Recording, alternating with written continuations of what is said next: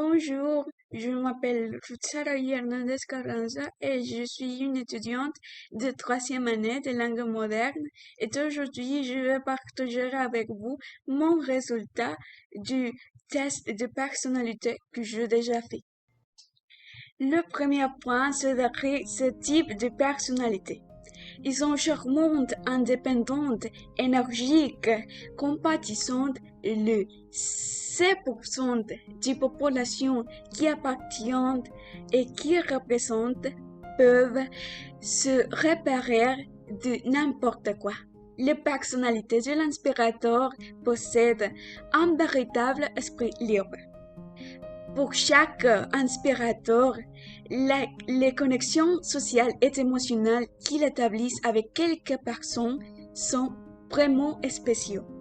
En effet, l'estime d'eux dépend de leur capacité à trouver des solutions originales et de s'en ouvrir tout le temps. Néanmoins, il faut qu'on soit attentif chaque fois qu'on donne notre opinion.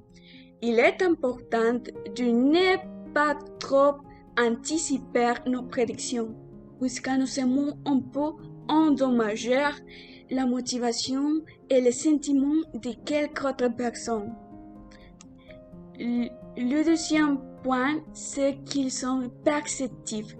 Il n'y a pas de personne sans importance dans le monde de l'inspirateur parce qu'il possède un esprit si sensible aux sentiments et aux besoins de l'autre qu'il aime beaucoup de lui donner un traitement juste et équitatif. Ils sont enthousiastes, ils adorent beaucoup d'être imaginatifs et ils sont toujours désireux d'entendre les idées de l'autre, même si ce type d'idées sont différents à ces deux. Ils sont des excellents communicateurs. Grâce à sa capacité de parler d'une manière positive et agréable, ils peuvent toucher la vie de toutes sortes de personnes. Ils sont festifs. Ils savent comment trouver de la joie et du plaisir dans quelques moments de présent.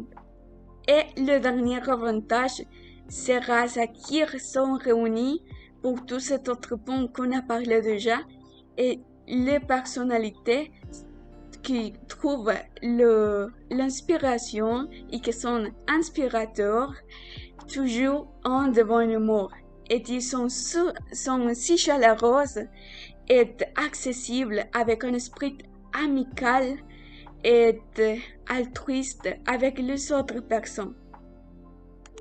Le moment de tourner la face de la monnaie est arrivé. Regardons les inconvénients. Le premier inconvénient, c'est qu'il veut toujours plaire aux gens. Les personnes inspirateurs sont mal à l'aise avec la perspective d'être détestés. Ils sont toujours, quand ils ne parviennent pas de convaincre quelqu'un, ils réagissent et ils essaient de comprendre quoi faire ou comment réagir à face de ce type de situation. Le deuxième inconvénient, c'est qu'ils peuvent trouver difficile de se concentrer et faire de discipline à long terme dans quelque lieu qu'ils se trouvent. Aussi, ils sont désorganisés. Quelqu'un autre inconvénient, c'est qu'ils sont trop accommodés.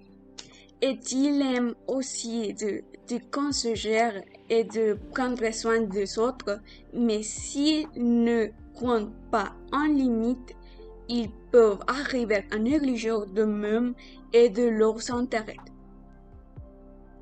Il y a beaucoup de célébrités qui possèdent ces mêmes types de personnalités, parmi lesquelles se trouvent le directeur du film Quentin Tarantino, les acteurs comme Will Smith, Robert Downey Jr., Michael Scott et le chanteur Kelly Clarkson. Ce que j'opine de ce type de personnalité, c'est que, spécialement quand je trouvais que j'ai possède ce type de personnalité, je dis à moi-même que c'est tout vrai parce que j'aime beaucoup de conseiller et de encourager à quelqu'un autre personne à réaliser ses rêves, de faire tout ce type de choses qu'il aime et qu'il a besoin de accomplir dans une temps indéfini ou peut-être défini, mais il y a aussi de insécurités qui font toujours et que c'est normal qu'on le possède.